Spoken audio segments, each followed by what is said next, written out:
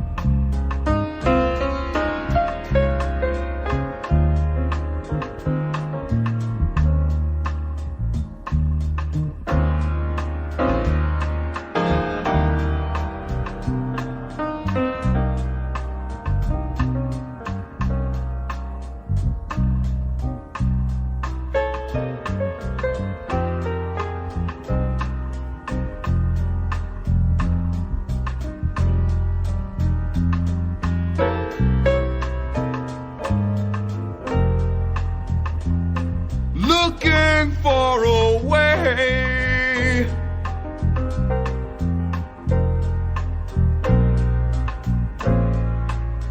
out of this confusion.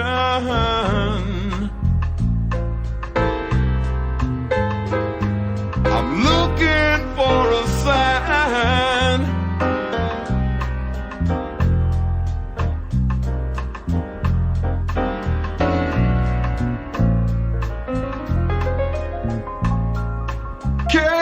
me home.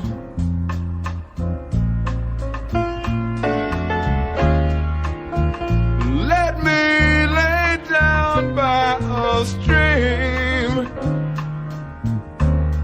and let me be miles from everything. Rivers of my fathers,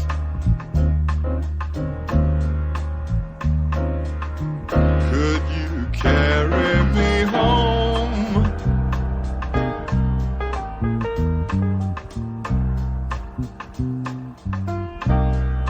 Carry me home.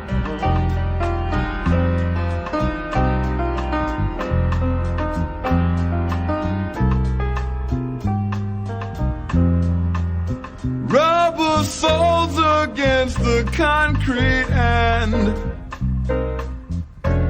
the concrete is my smile.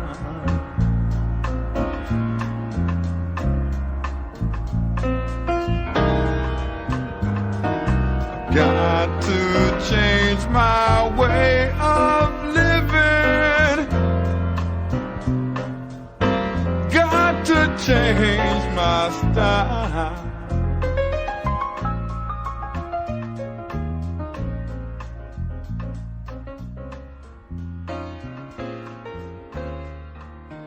Let me lay down by a stream. Peace, Billy Bright.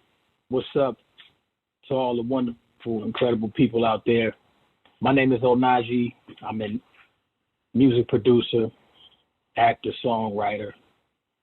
But more than anything, I'm just a truth seeker, a seeker on a journey for truth. And on this journey, I share my awakenings. I share what I've learned, things I've discovered. And through that sharing, I ask that these wise revelations inspire you to come across and find your own awakenings. So that's what we're doing on the show. That's the purpose of this show. It's the awakening. And for all those who've listened to the previous episodes, thank you so much for listening. This is episode 5, and you can listen to the previous episodes on my SoundCloud page, Onaji Music, and also YouTube at Onaji is Infinite. So today's show, I'm excited about this one. I have a special guest, and I believe me and this brother have been brought together through divine order. I met this brother about 2000, 2004, something like that, in college. We went to Grambling State University, and the first time I saw this brother, I was just blown away. He was in a theater acting, and the brother just filled up the whole room because he had that much presence, and he was that dope. And ever since then, we stayed connected. He happened to move out here to the Bay Area, and we happened to run into each other, and we've been keeping in contact ever since. So the brother I'm talking about is Robertson Green, who's his book all over the place. So how you feeling, Rob, Mr. Green? Man, I'm so blessed to be here. First of all, thank you for having me on your show. I mean, it's a blessing, man. It's proud of you, super proud of you. You know, you're doing your thing with the music and the podcast, acting. So, I tip my hat off to you too. So thank you for having me. Without a doubt, man. Thank you for being here. No doubt. It takes two. Doubt. Yeah, it takes two. I wouldn't have missed it. Yeah, man. So we discussed you reciting your piece all over the place, man. So I would love to hear it as well as I'm sure my audience would love to hear it. So take it away, man. No doubt, man. Thank you. So I got this book of poetry entitled All Over the Place, and you can definitely find it on Amazon. or hit me up on my Instagram page at King Mr. Robertson and follow the link, and it definitely will take you to the book. So I have about 200 of my favorite poems that I've written, and I've been writing since the age of 16. So I decided to publish a book, and I entitle it All Over the Place because I never stick to a certain theme or a certain messaging in my poetry. I'm everywhere with it, you know, and I pretty much write from the lenses of me, you know, what I've encountered in life, what I've seen or heard with my own eyes and ears. So I entitled it All Over the Place, and here it goes. All right. Let's see. I'm all over the place. In between highs and lows, drunken off of time, loved, in love, not so loved, appearing to be awkward in a life where I am endangered, sinning from coast to coast, not even thinking about much. But I want to be a rocket to blast off into the galaxy, be a star amongst them all. Much rather lie in the grass and stare at the floating clouds with the animal shapes. I'm all over the place. Stopped making sense of that many seasons ago. I wonder why blue is my favorite color. Mangoes make me smile like a child all over again. Mary Jane is my lover, comforts me when I need a pillow. It's just like I don't know. I'm complete, intertwined with complexity. And though I'm satisfied with a bowl of corn grits topped off with butter and cheese, I want to be in Africa.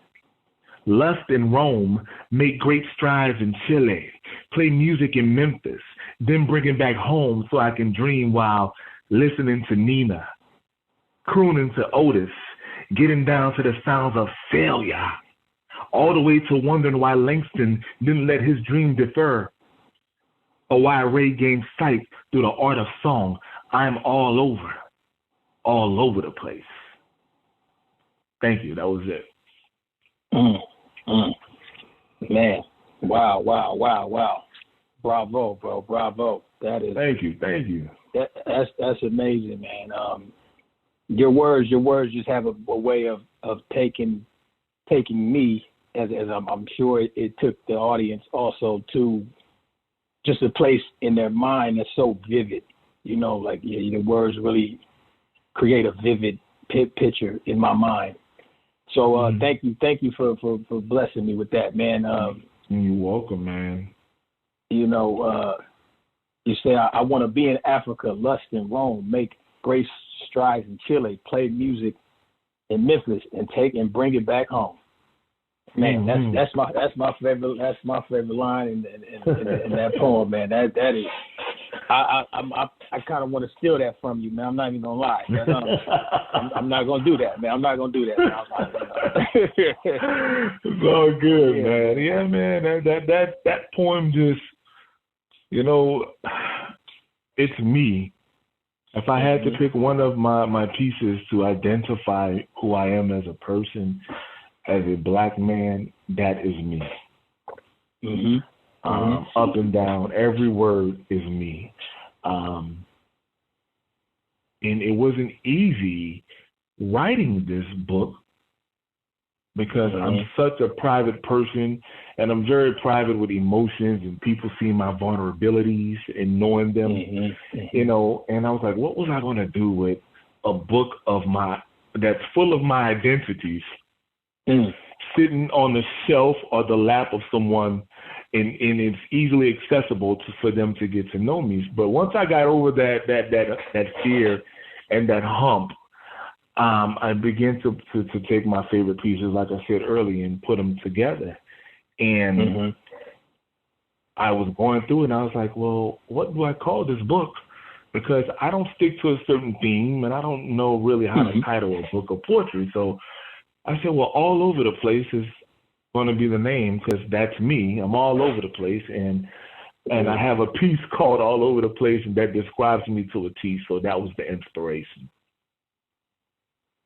Absolutely. I agree. I think this poem. I read the book, the poetry book. Is all of them are amazing, but I would agree that this poem really captures the whole essence of what you're bringing to the table.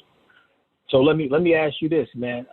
When do you feel the most all over the place? Is it when you're going through something specific in life? Is it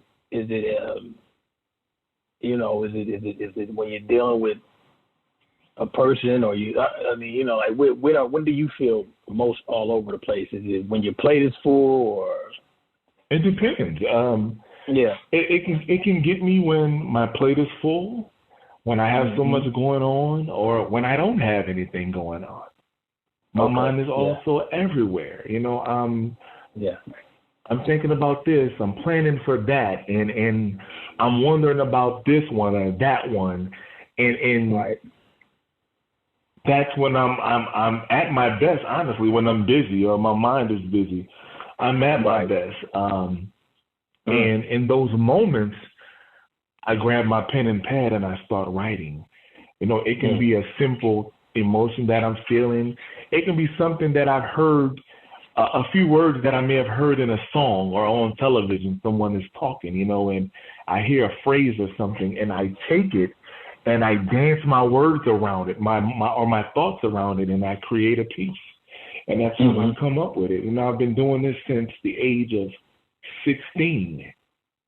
Wow. Writing has been my passion since then. And it's almost more of a release, and I don't know where I would be without it. Absolutely. Right. Absolutely. We met, man, when we was doing theater. And I love the fact when we were on stage, we were playing roles where we were not us. I wasn't Robertson Green and you wasn't who you were. And I couldn't escape because at times life was very challenging, for a little black kid growing up in New Orleans, and out and on a college campus where he knew no one. Right. So I drowned myself into the theater. Every time there was a production that was going to happen, I was auditioning. And I appreciated that, but I needed something else. And I kept writing, but I didn't know that the writing was going to be therapeutic. I didn't know that one day I was going to publish a book. I had no intentions on doing it. And that goes to show you that the life we have envisioned for ourselves is never the life that we get. But I'm glad that I did it. I'm glad that I did it. I'm glad that I got on stage and I became someone else, because those moments helped me to walk off stage and continue to be Robertson Greene and give somebody else my life story in bits and pieces in every piece that I've written. And maybe they can take it one day and put it to stage like a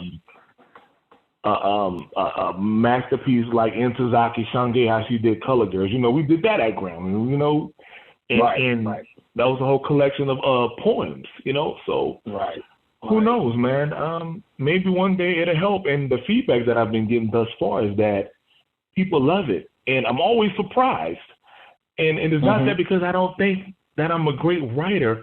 It's just that, this is my book that people are talking about. Like, that's surprising to me. I'm not a big namer at all. I may never reach the national bestsellers list, but the fact that somebody who I really don't know, I've never met, has ordered my book, left reviews, inboxed me on my social media pages to let me know how they enjoy it, or ask me if I can do a Q&A with them in their friends group, just because they really enjoyed it. So I'm appreciative for that. And in those moments, I've won.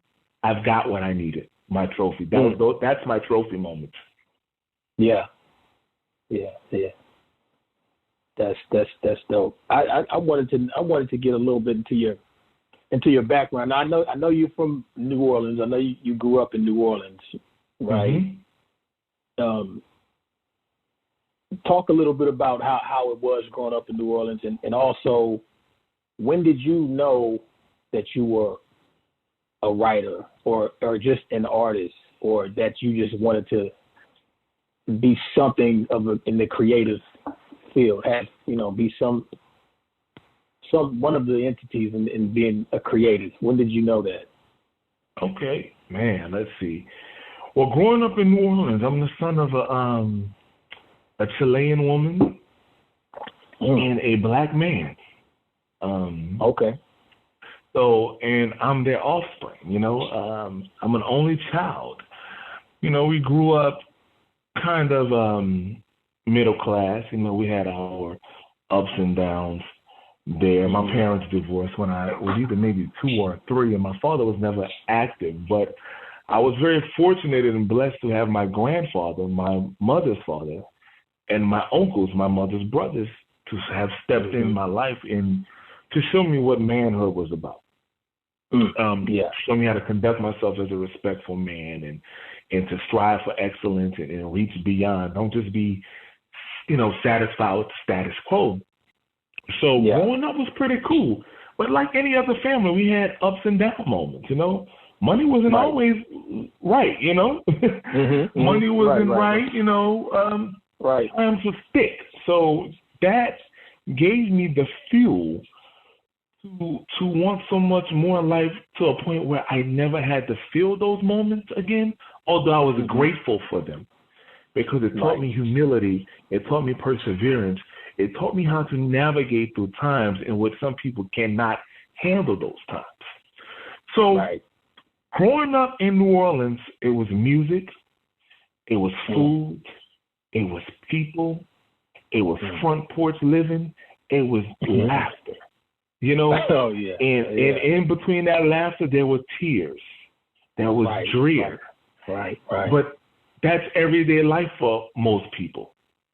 And if you have not had those moments, I think you have been robbed. You're not living. You ain't living. You're not living, the good or the bad. So that's how I grew up. And I first took interest in poetry when I was in the 2nd grade. We started writing poems, and naturally when you're a kid, you're writing poems that rhyme. And I just thought that was so amazing, rhyming words just to convey a message. Right. So that became my first love with writing. And I was a very young reader too. I mean, my mother used to take me to the library, and I used to grab books. And one day I challenged myself to read this book by Alice Walker called The Color Purple. I didn't even know what I was reading, and I was surprised that my mother even let me do that. Because it's a pretty mature book. Right. It's not necessarily for a kid. I don't even know if she knew, or maybe I hid it from her. I don't know. But I remember reading that book, and I became in love with the fact how vivid her writing was. It's like I was reading it, but I was actually seeing it. Now, mind you, I'm a kid, right? I can't be no more than 8 or 9. Right. I know nothing about life. Still a kid. Right. Absolutely. But it became quite vivid. And from there, I discovered James Baldwin, and I discovered Toni Morrison, who's definitely one of my favorite authors. And that's when I said, I can do this. But I said, I can do it differently. I can do it as a poet. I don't know if I have an entire book in me. But I do know that I have words that I can give from time to time. And each time the story is different, but it still is a part of my life or the lives of others that I've witnessed, And that became my start, man. And at 16, I really just started writing poetry. I started getting into how I was feeling. I had an absent father, so I wrote about that, the pressures of growing up down south in terms of racial divisions, and wanting so much more out of life and wanting to see the world, which I've been very fortunate to do so as a grown man, So, but that was my start, and I'm glad I had that. I'm glad I had that hunger to see, where my words could lead me, because at one point in life they were my only friends. They were my confidants. Absolutely. My writings. Right. And and I'm just fortunate. So then I love the theater world. I love acting. Right. And so when it was time to go to college, I went to Grambling State University, as you stated earlier, and I had the option to study everything. I wanted to be a chemist. I wanted to be a lawyer, but I was more comfortable in the arts. Right. And I said I was going to be the next Denzel, whoever was big at that time. Come on now. Right. Yeah. I was going to be that movie star. And I was like, I need to get in the game. So I studied theater. And as you know, we had a lot of chitlin circuit plays at Grambling. Oh, yes. And that became, the theme of all of our plays just about. But I loved it because I was great at it. So after I left Grambling in 2004, I just decided to leave. I didn't graduate then.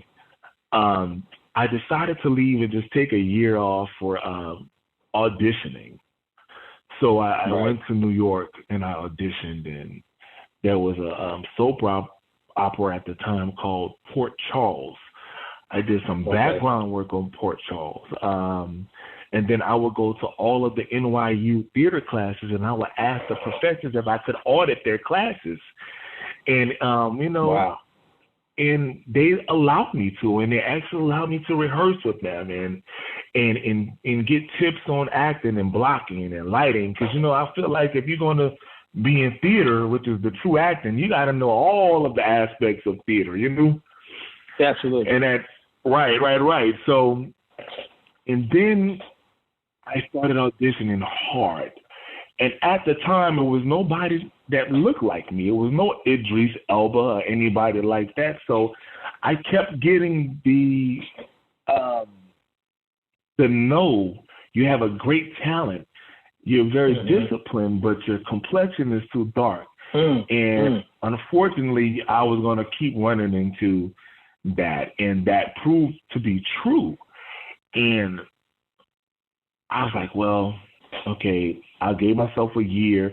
Not that I was expecting to be the Hollywood next big thing in a year, but I wanted, to see some type of footwork. So I opted to leave New York. I moved to Houston, finished the remainder of my degree in theater. And then I got a degree in English. And then I got a master's in health administration because I've always worked in healthcare. And I've been working in drug and research development for the past 12 years, and I'm about a year shy off of my doctorate in epidemiology. So I didn't want to be hungry, be a hungry artist, so I opted to go to school, and I really don't live with many regrets. Usually when I do something, I've done it, and I accept it. But I think that's one regret, if there is one, that it would be the fact that I didn't continue the journey into being that artist that I wanted to be, that I lived and I breathed to be. Yeah. And but as you actually are making that happen, though. I would say through this piece, this all over the place. It's definitely touched me. It's moved me. I'm sure it's moved many other people. So it's about balance. I feel like you are doing that. I feel like you have balance. Yeah. Thank you, brother. Thank you. And it feels good to know that it's appreciated, because I realize now, as I've gotten older in my 40 years, that I was gifted with this talent not to keep it. It's not just for me. It's not just for me. It's to help someone else. It's for that next kid, who has a love for literature, writing, characters. I have a lot of prose poetry in this book as well that really goes into character development. So I'm doing it for those who need it and who want it. So absolutely. And what better way to have a gift and share it? You have to share it. You have to share. You can't just sit on it, man. You have to. Yeah. Absolutely. Well, you absolutely, man. Well, you speak about, you bring up the poem, the book, the poems in the book. So let's just run through a few of these pieces, man. Because once again, I'm blown away. I'm blown away by them. So you have one called "I Exfoliated," right? Then you talk about, taking your clothes and burning them, to sort of like symbolize shedding new skin and just regeneration, and just, burning out all the old energy. I also, practice this as well, so I was really moved by this one. You actually mentioned, you went down by the bayou and you set it aflame. Was this actually true? Is that an actual story? Is that actuality? Yes. Did you actually do that? Oh, okay. I did. Okay. I did. Man, I had to go in and, I had to clear my head. I had to clean my surroundings. I had to clear a path and make way for the beginning of a different life. Some of us sometimes we find ourselves in dark places, and some of us stay in those dark places, and then some of us get out, and we remove one brick at a time until we have a clear path. And I've been doing that since a kid. I've been moving the bricks, moving the obstacles or the barriers that stand before me, because we already promised those anyway, right? So I'm not going to add any more on top of it, and I'm not going to allow anyone else to add. So I begin to peel away the layers of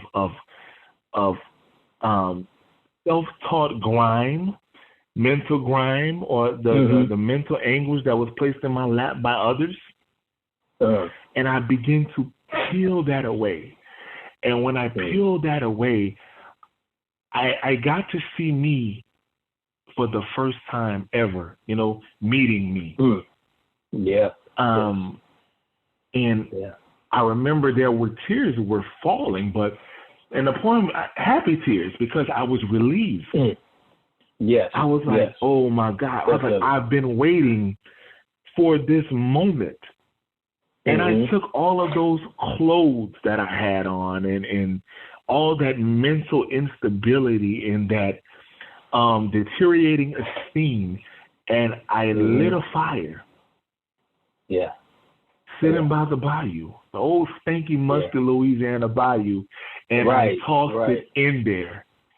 And when I tossed it and burned it, I let it go up in the sky in a way, vowing never, ever, ever for it to fall and find a place in my life again. That's what I did.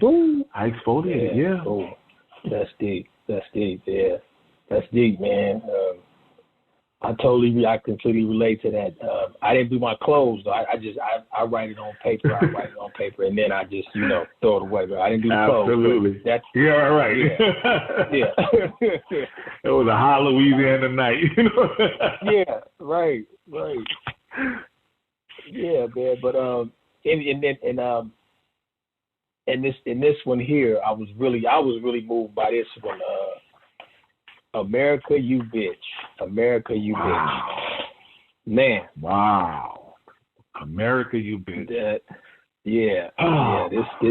This one really was. It was very. I'll just say I was like, this one right here is the one that's going to get under people's skin if they're not prepare for this, because this is the real truth that I feel like is not really shared. It's sort of sugar coated, but in this is the kind of writing I like. You didn't sugarcoat it. You went straight forward. For it. So, talk to me a little. Talk to me a little bit about, what inspired this, and what is it, the America that you would like to live in? Like, what is it? I have that dream like Dr. King. We all will come together in harmony and unity.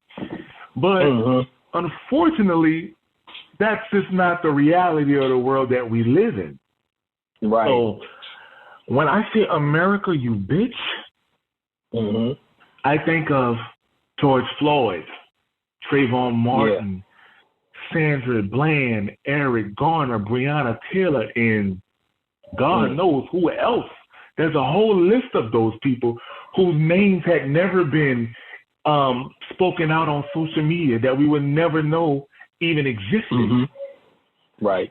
And the unfairness and inequalities of being a black person in this country has been one of the most exhausting identities, jobs that we have ever had. I work in corporate America, and in a strong leadership position. I have influence, and I'm always the only brother, the only person of color, the only egg spot at the table. Right. And the challenges that others try to bestow upon me simply because I am black, it's exhausting. And most times we have to sit there and we have to take it and we have to smile. And unfortunately, sometimes tap dance just to keep that paycheck coming in, like our name is Bojangles or something. Right. So when I think of America and calling America a bitch, it's because America, you have not been kind to me, my people, our struggle. How could you? How could we ever say that this is the land, the home of the free and the brave, when in 1619 you chained my people up and you tortured them, you beat them, you killed them, you raped them, you drowned them, and you brought them here to foreign territory to be your servant.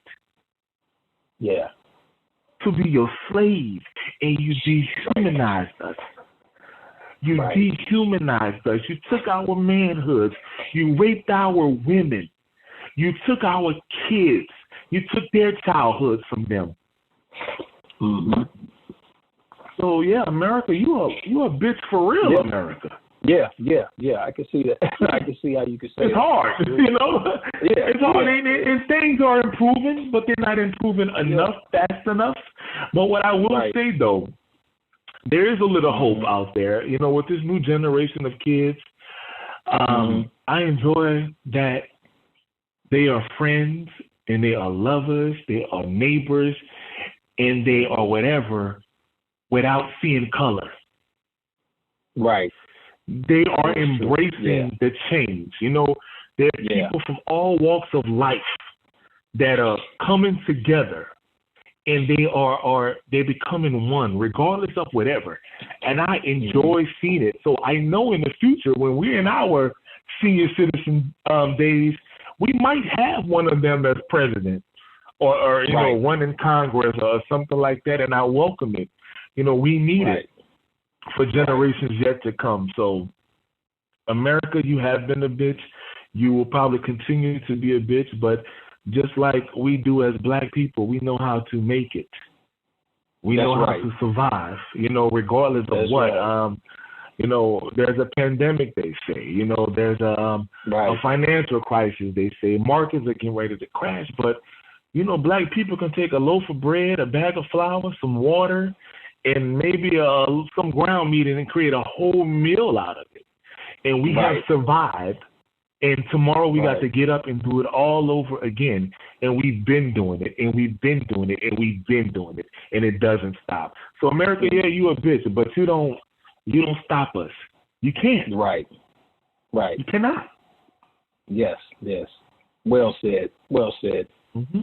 Applaud. Yes, sir. Much applause. Thank you. I mean, it's just like that. And in my writings, like Nina Simone said, the job of the artist is to reflect the times.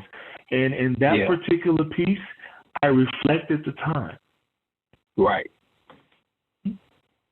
Absolutely. And staying kind of on that same vein with forefathers. Oh man, forefathers! Wow. Yeah. Forefathers, you know. All those racial undertones, those idiosyncrasies to that, would let me know that you don't see me as equal. You don't value me. You don't appreciate me. And I don't need a fan, but I need respect, and I need to be treated equally. I need to be understood, Right. But how could we ever get to that point where your reality is built on a generational lies, like our generational curse?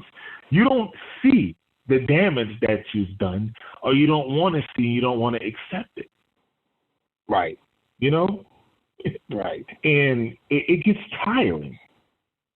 It gets very, very, very tiring, And we know that slavery to this day is alive and well, and it's unfortunately it's progressing in many shapes and forms. Yeah, it never goes away. So break that down a little bit. Break that down how slavery is alive and well today, because I know it is. But, for people who may not see it like that, some people try to say it's resolved, everything is over, but, break that down a little bit, man. Yeah, if someone says that, I don't know what reality that they're living in. I don't know if they have CNN or they can watch the news or listen to the streets or not. But you have to be one of the biggest fools of the year to believe that slavery is gone. No. These people have enslaved us mentally. Yes, it did. Financially, they got us buying labels and putting it in our kids' head that they need that in order to be accepted or to feel good about themselves. They enslaved our esteem. You got people right now, brothers and sisters, are somewhere lightening their skin. Right. And sisters gonna kill me for saying this, but straightening their hair and dyeing their blonde to feel beautiful and accepted. That's slavery. Right. That's enslavement. That's what they taught. They taught us to hate ourselves. Absolutely. And they continue to do it. They passed that generational machine gun that they have of lies down from generation to generation, and they shoot us with those bullets. Right. Each time, and we succumb to it. Yeah. Because we're weak. And I say we because we are a group as a whole. We are a race as a whole. When you fall down, I fall down. There's no such thing as, oh, that's on you or that's on me. That ain't my problem. No, it is a problem. Right. So, and the forefathers, their forefathers, laid that, that platform out for them. Yeah. Yeah, that template that they follow generation after generation. And I wanted to be clear and understood. Right. I'm not a person who's built with hate. I don't hate no group of people. I love everybody. But if we're going to call a thing, I think that's what Dr. Ayala says. Call the thing a thing, and we're going to accept truth. We have to accept the American truth. And the American truth is that America is a giant-ass plantation. And even though some of us has made it to a certain place in life where, they're comfortable, they got a nice car, a nice crib, a nice job, and money in, there is still some enslavement there. Absolutely. And the only way to get free is to take back our wealth, take back our genius, take back our respect, and not refer to each other as niggas, not refer to each other as bitches. And, you know, it's all in our rap songs, it's in our music. You know what I'm saying? It's like we're killing each other. And they don't care. They don't care at all because they're making $1 off of it, and they're also allowing that poison to be leaked into the heads of the black communities. And there's some people who are going to take that bait and going to do exactly what that song says to do. Kill your brother. Destroy your neighborhood. Make your mama cry. Make somebody else's mama cry. So, man, it's painful. Yeah. So, crazy world out here. Definitely. Yeah. You kind of touched on my next question. I was going to ask you, what actions would you like white people to take in order to, you know, sort of begin to change this problem or fix this problem? But I think you hit it on the nail by saying that we as black people, we are the ones that have to take back our wealth, right? It's the power. We have the power to take it back. So I mean, I'm completely in line with that. I completely. We do. Yeah. I mean, case in point, look at this election. Look how they was fighting for us not to participate. Do you realize if we all came together, if all black people came out together and voted, we wouldn't even be in this country wouldn't even be in half the mess it would have been in a long time ago, because we would be the majority. I mean, you pull kings and queens from a continent and you bring them over here. And each generation passes, they're passing on that genius that those kings and queens from the motherland, the homeland, you know, had. It's in us to be that. But the thing is, we don't know that. We don't know that. And we sometimes lay the template out for how the rest of the world treats us. We do it. We can't always blame them. We do it. But what I would love for my white brothers and my white sisters to do, I would love them to take ownership of what they've done, and what they continue to do. And what I can say, though, since this whole Black Lives Matters movement and any other movements out there, and the protest of the Trump presidency has come about, I've seen ownership being taken. And it was surprising to me because I didn't think that they cared. And I was under the illusion that they didn't really care, and I was totally wrong. They cared. They was out there struggling, protesting with us. But you can't be in silence. You gotta speak up. Because they will not know what's right and what's wrong. It's like, you know, if your mom, when you was a little kid, your mom saw you crossing the street when you know you wasn't supposed to cross the street. I'm sure she yelled at you. She may have even spanked you in some instances. But if she didn't do that, how will we know that crossing the street when you're a little kid is prohibited, it is wrong, and it's dangerous? If she didn't say anything. She didn't say anything. So I applaud my white brothers and sisters who have gotten out here and they have used their voice and their power for the good. I thank them because we need it and we continue to need it. And what I want my black brothers and sisters to do is to get out and speak up the right way, and stop tearing each other down, stop poisoning our neighborhoods. You know what I'm saying? Stop poisoning our kids. Get up and get out and get off the corner and get off the front porch from just chilling and get out here and do something. You can do a little something every day, and that'll turn out to be a big something along the way, and that's real. Yeah. Yeah, well said, man. Well said, man. That is definitely real. That is definitely real. This is the awakening. This is the awakening right here. This is what this show is all about. You know, speaking the truth, and contributing to other people's awakening, and in whatever way we can contribute to it.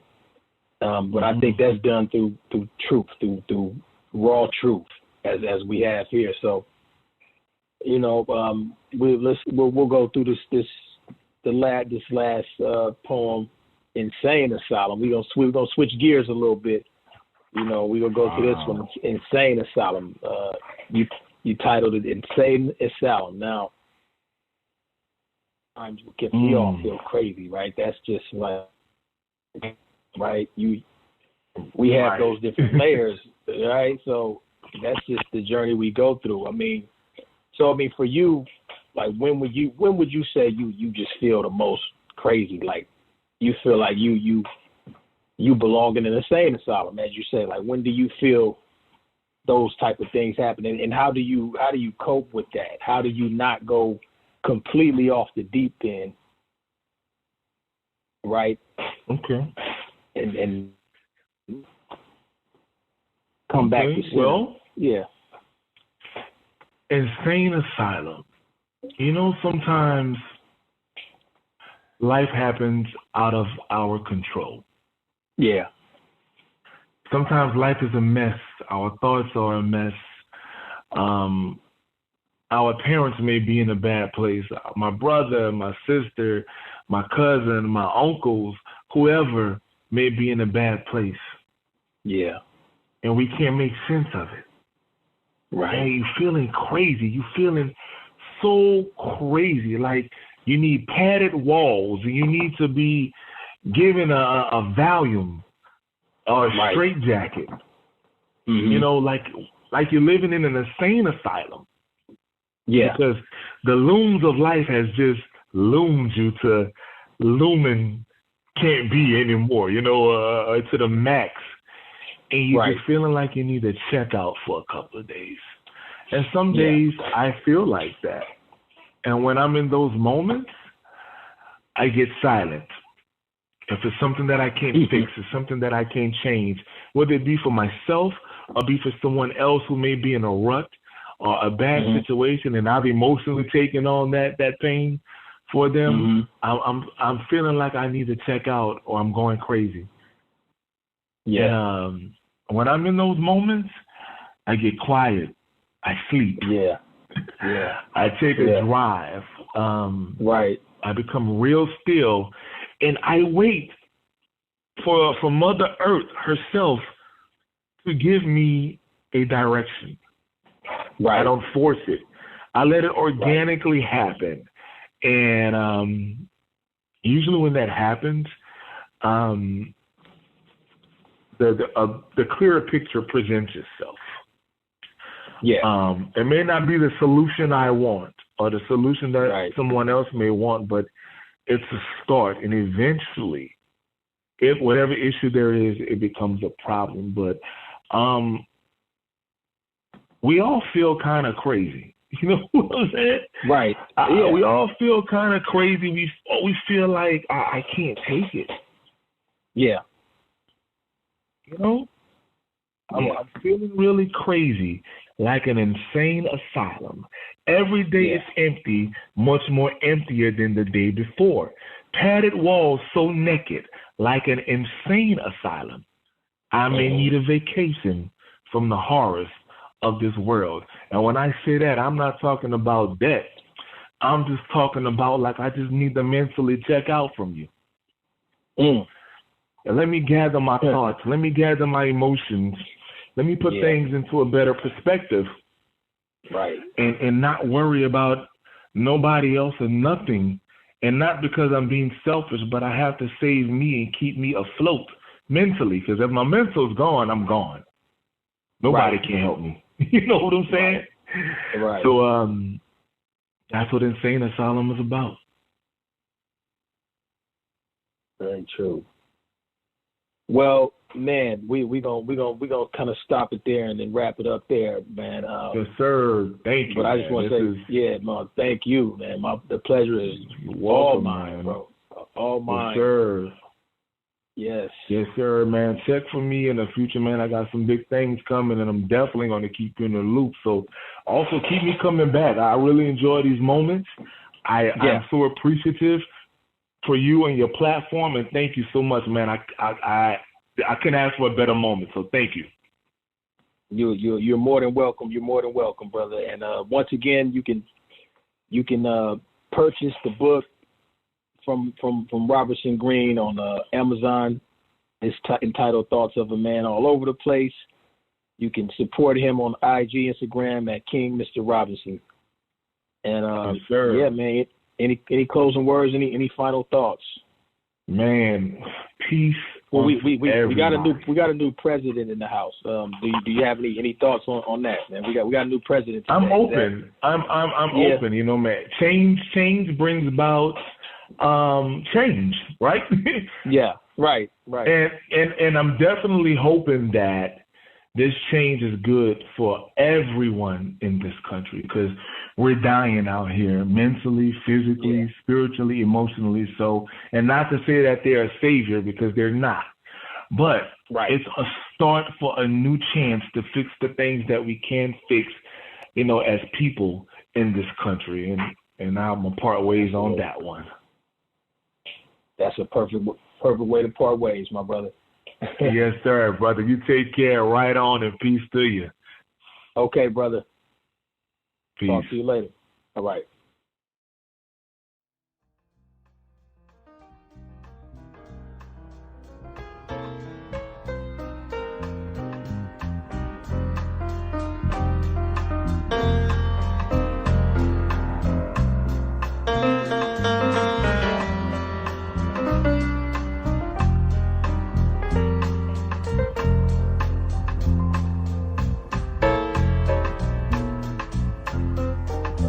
Looking for a way, got to find a way out of this confusion.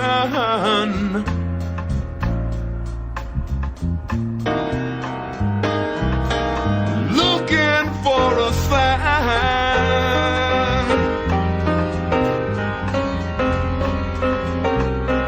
point my way home.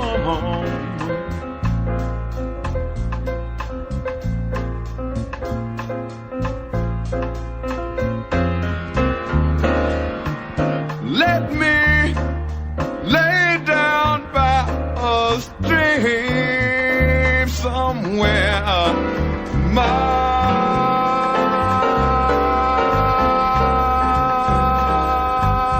from everything, and rivers of my fathers, rivers of my fathers.